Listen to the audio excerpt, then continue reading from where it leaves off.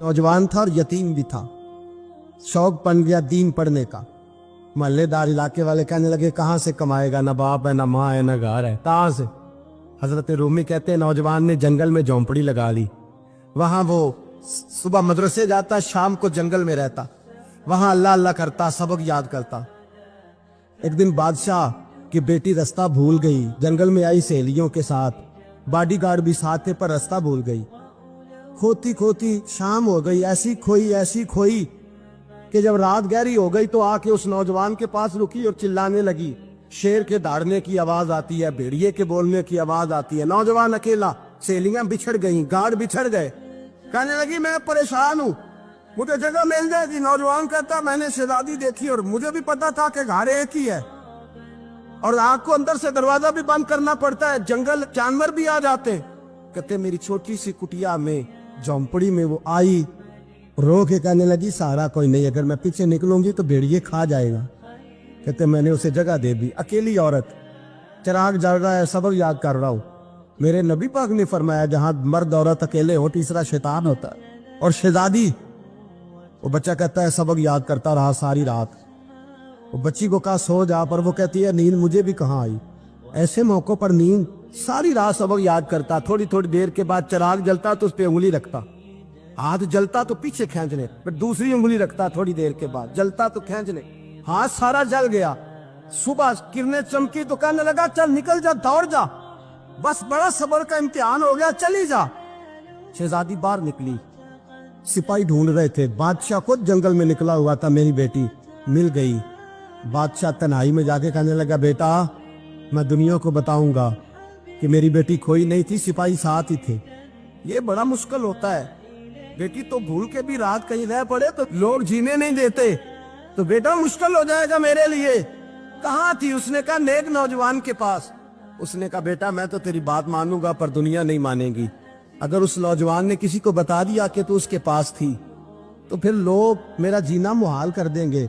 बेटा मैं मर जाऊंगा, मेरी मजबूरी ये है कि वो कहीं राज ना उगल दे वो नौजवान, उसे कत्ल करना पड़ेगा। औरत ने मिन्नतें की, उस बेटी ने कहा मेरे मौसम को मारोगे, रोई।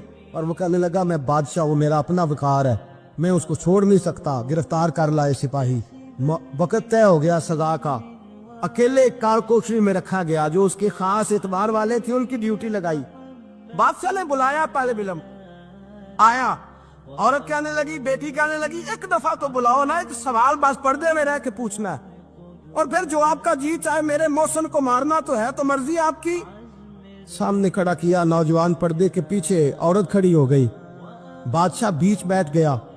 बीबी कहने लगी सारी रात बेदार मैं भी रही, सोया तू भी नहीं। वो जो तू चिराग के करीब हाथ लगा के जलाता था वो समझ नहीं आई। नौजवान रो पड़ा, कहने लगा क्या करूं, मैंने रसूलुल्लाह का दीन पढ़ा है, क्या करूं, मैंने हुजूर का दीन पढ़ा है।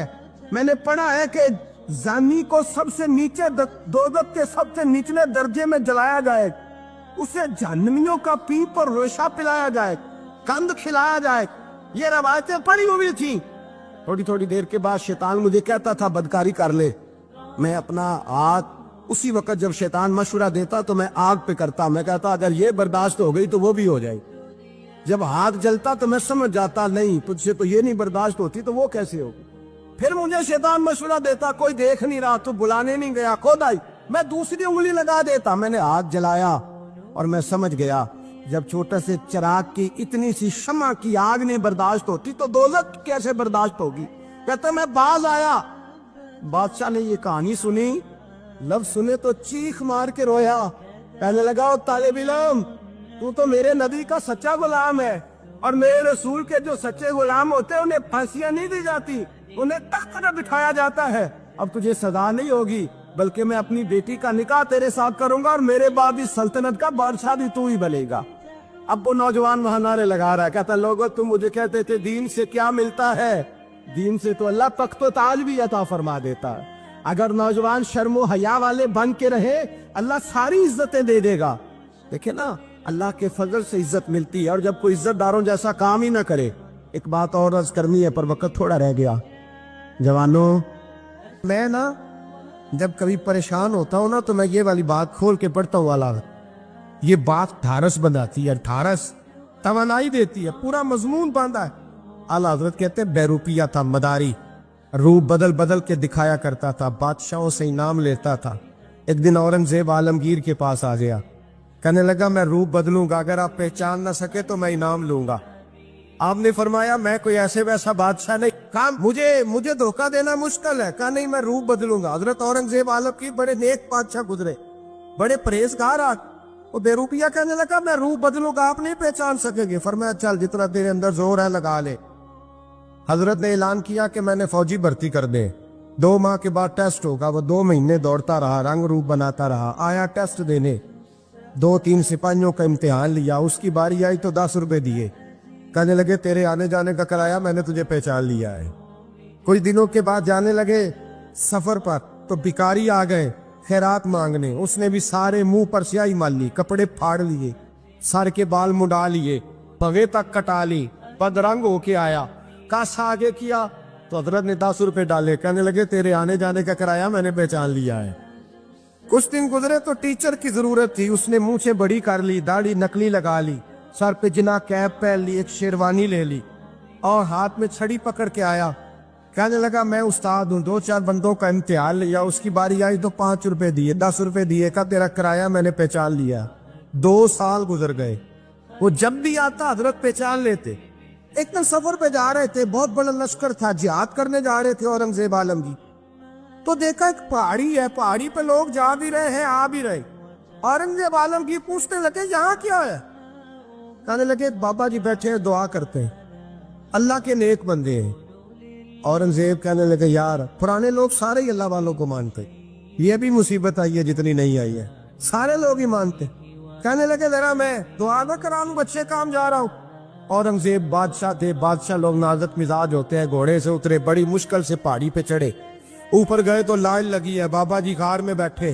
कहने लगे मैंने मिलना, मैं औरंगजेब हूँ। उन्होंने कहा हमारा बाबा उस तरह का पीर नहीं कि अमीर आए तो रंग और हो, गरीब आए तो और हो, यहाँ अगर मिलना है तो लाइन में लग जाओ, सब एक जैसे।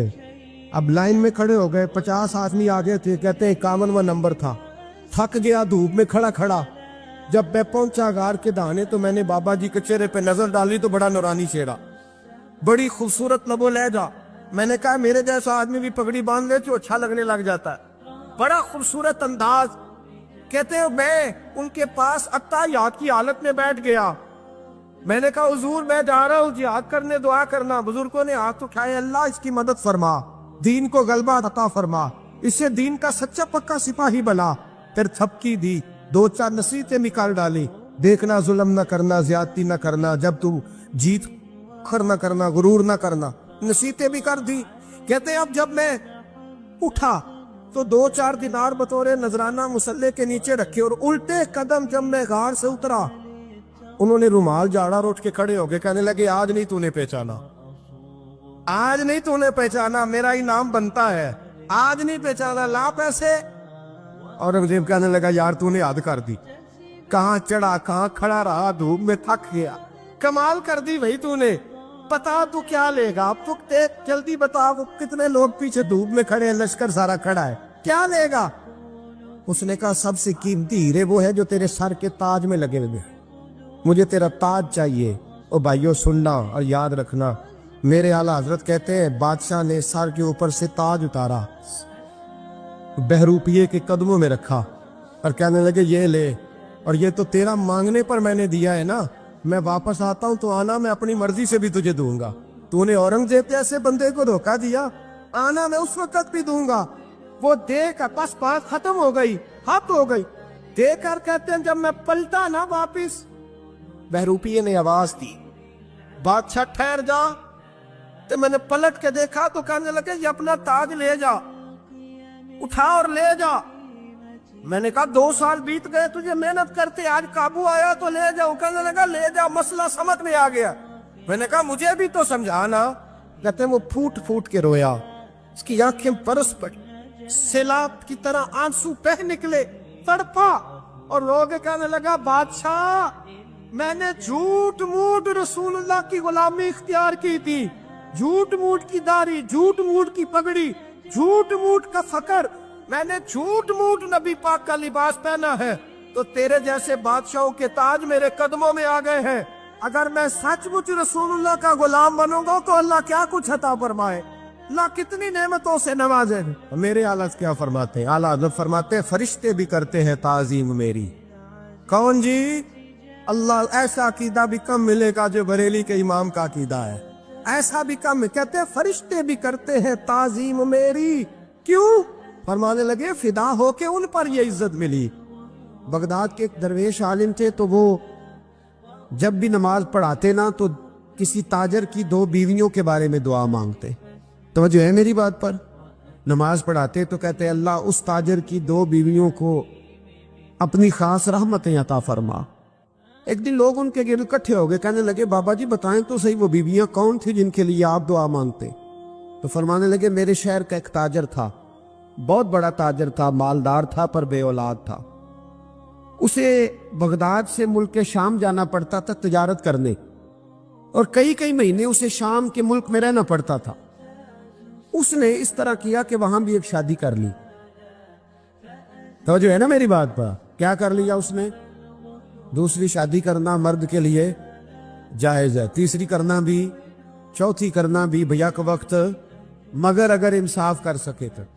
अगर चारों में हम ना आधा मसला सुनते हैं और आधा ही बयान करते हैं, अगर इंसाफ ना कर सके फिर उसके लिए 4 जायज, फिर वो एक ही रखेगा। तो अजीज दोस्त, दूसरा निकाह कर लिया, शादी हो गई।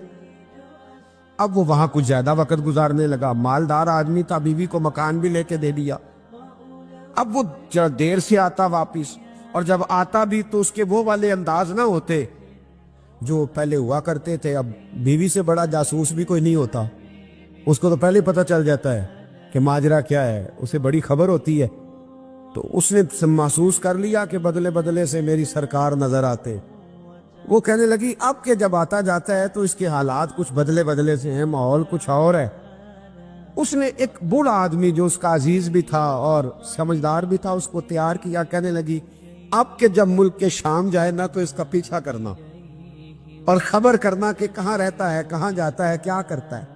वो बूढ़े बुजुर्ग जो थे वो खातून के कहने पर कुछ उसने किराया भी दिया।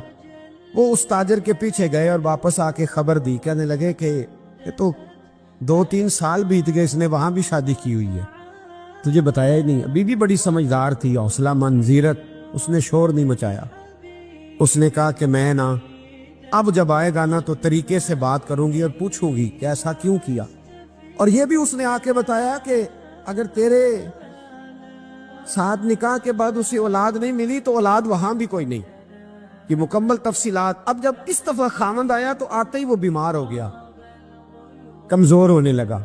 अब खातून ने मुनासिब नहीं समझा कि आते ही धड़ाम से मैं उसके सर पर ये फोड़ दूं कि तूने निकाह किया हुआ है और मुझे बताया नहीं। वो जरा तसल्ली में रही, कुछ वो बीमार था, हौसला रखा, खिदमत करती रही। कुछ दिन गुजरे तो वो ताजर इंतकाल कर गया, फौत हो गया। अब राज खोल न सका, इद्दत गुजारी, और जब सारा माल जमा किया ना तो अशरफियों की बोरियां भर गई। सारा माल उस बीबी का, 4 बोरियों में अशरफियां, 4। यहां तो पेट का दोज़ख है, माज अल्लाह भरता ही नहीं। हाल मिन मजीद, हाल मिन मजीद। वो जो कहते थे ना कि बस बाहर चला जाऊं और बाहर मैं कुछ थोड़े से पैसे कमा के 2-3 साल में लौट आऊंगा, फिर यहाँ आके कोई कारोबार करूंगा, वो गए हैं तो वापिस नहीं आए। वो जो कहते थे ना बस मैंने इतना सा कारोबार करना है कि मकान बन जाए, उन्होंने 4 मकान भी बना लिए हैं, लेकिन बरेक हल में मजीद की दौड़ है। अब 4 बोरियां उस औरत ने छुपाए रखी। कोई बंदा नहीं जानता बगदाद में कि मुल्क के शाम में ताजर की दूसरी बीवी भी है।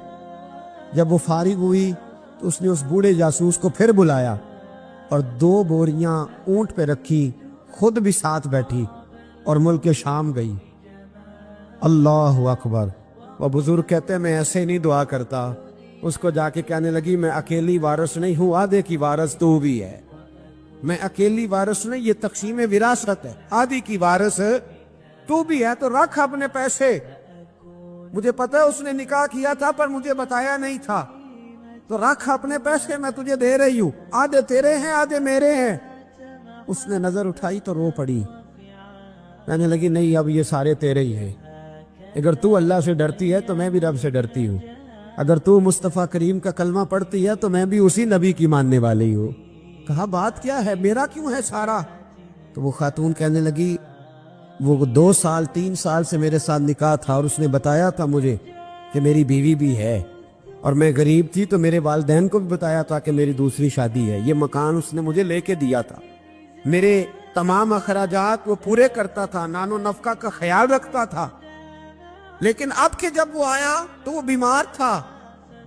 اس نے مجھے بتایا کہ مجھے طبیب نے بتایا ہے کہ میں شدید بیمار ہوں، شاید بچ نہ سکوں۔ تو کہنے لگی وہ مجھے کئی لاکھ روپے بھی دے گیا اور جاتے دفعہ مجھے طلاق بھی دے گیا، فارغ کر گیا۔ کہنے لگا تو جہاں چاہے میرے بعد نکاح کر سکتی ہے، اور کہنے لگا میں چاہتا تھا پہلی بیوی کو بتا دوں، موقع نہیں بنا اور اس کا دل نہ ٹوٹے، بتا نہیں پایا، لہذا وہ مجھے ڈھیر سارے پیسے دے چکا ہے، سارا میرا حصہ مجھے پہلے سے دے چکا ہے میری بہن۔ اب یہ 4 بوریوں میں سے 2 میری نہیں بلکہ 4 کی 4 ہی تیری ہے، تو ہی اس کی حقدار ہے۔ تو بزرگ کہتے ہیں مجھے بتاؤ جن کے اندر اس قسم کے تقوی کی جھلک ہو ان کے لیے ہر نماز کے بعد دعا مانگنی چاہیے کہ نہیں مانگنی چاہیے؟ حضرت عمر کے زمانے میں نا ایک نوجوان تھا، نیک تھا، مسجد جایا کرتا تھا رات کو۔ تو مسجد جا رہا تھا تو رستے میں ایک عورت نے دعوت گناہ دی، ابن عساکر نے اس کو لکھا ہے۔ تو نوجوان تھا، خواہشات تھی، کچھ طبیعت مائل ہو گئی، ابھی ادھر جا ہی رہا تھا کہ کسی نے آیت پڑھ دی والی من خاف مقام ربی جنتان، جو رب کے سامنے کھڑے ہونے سے ڈرے گا اللہ 2 جنتیں دے گا۔ واقعی ڈر گیا، وہ واقعی ڈر گیا، اتنا ڈرا کہ بے ہوش ہو کے گر پڑا۔ بیماری سے لوگ بے ہوش ہوتے ہیں، پیسے ڈوب گئے بے ہوش ہوتے ہیں، بچے کے غم میں بے ہوش ہوتے ہیں۔ سچ بتاؤ کبھی خوف خدا سے بھی بے ہوش ہوتا کوئی دیکھا ہے؟ ہمارے ہاں تو روز مرہ ہی نہیں ہے بھائی، اور بڑی باتیں ہیں بے ہوش ہونے کی، ڈرنے کی، غش کھانے کی۔ بے ہوش ہو کے گر پڑا، بوڑھے باپ کو کسی نے بتایا بچہ بے ہوش پڑا ہے، اٹھا کے گھر لائے، گھر لا کے کہا بیٹا کیا ہوا؟ نوجوان ہے، چڑھتی جوانی ہے پر پاکیزہ بڑی ہے۔ کہنے لگا ابا جی گناہ کی طرف چلا گیا تھا پر میں نے آیت سن لی جو اللہ کے سامنے کھڑے ہونے سے ڈرے گا رب 2 جنتیں دے گا، میں ڈر گیا تھا، رب واقعی 2 جنتیں دے گا۔ باپ رو پڑے، ابا جی کی آنکھوں میں آنسو آئے اور کہا پتر اللہ بڑا مہربان ہے، اس کے وعدے سچے ہیں، واقعی 2 جنتیں دے گا۔ اس نے پھر ایک چیخ ماری اور اس طرح کی ماری کہ اس کی روح ہی پرواز کر گئی، روح ہی پرواز کر۔ کشتگان خنجر تسلیم را، عشق کی خنجر سے قتل ہو گئے لوگ۔ صبح حضرت عمر کو پتا چلا کہ انہوں نے تو رات جنازہ بھی پڑھ دیا، تدفین بھی کر دی۔ جناب عمر فرمانے لگے اتنا نیک نوجوان خوف خدا سے دنیا سے چلا گیا، مجھے کیوں نہیں بلایا، میں جنازہ پڑھتا۔ فاروق اعظم فرما رہے ہیں